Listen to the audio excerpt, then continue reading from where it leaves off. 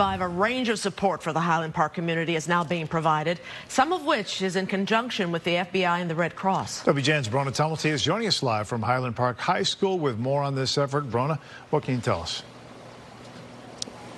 Good evening, guys. Yeah, there's a few different things going on here. The FBI just spoke with us inside the last 15 minutes or so. They wanted to give a quick briefing about what their role is here at the school. They told us that one of the things that they're doing is they're trying to return belongings that were left at the scene of the shooting. Part of that is just helping those. And the belongings that are here are going to be those that were left in the immediate area of the gunfire. Things that are easily identifiable, like wallets, phones, purses, things like that.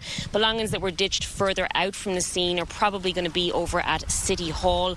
We do expect to get more information on what's been sifted and sorted through as the evening goes on.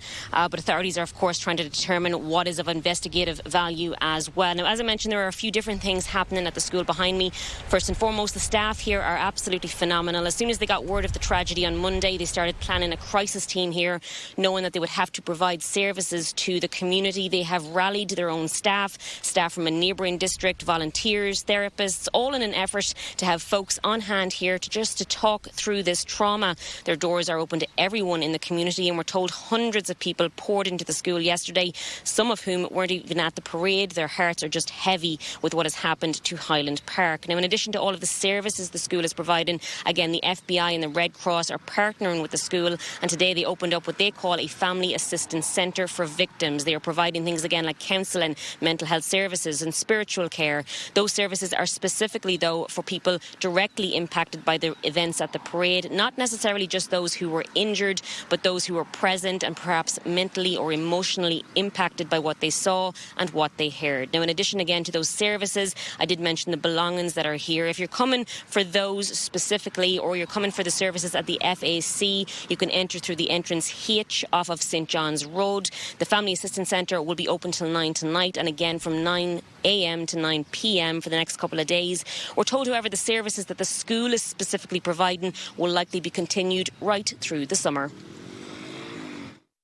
I have my moments. I can see it in your face. It is. It's hard. It's hard. I've been in this district for over 25 years. I grew up in this district. I raised children in this community. It's not supposed to happen, right? When you get into education, you get into education to be with kids, and this is not what it's supposed to be about. That's Debbie Finn. She is the principal here at Highland Park High School. She's just doing everything she possibly can for everyone in the community. She did mention that they're hoping some of their own high school students will come here to talk through that trauma and try and process some of what happened. Live in Highland Park, Brona Tumulty, WGN News. Thank you, Brona. The Ravinia Music Festival is located in Highland Park, and it's cancelled all of its concerts for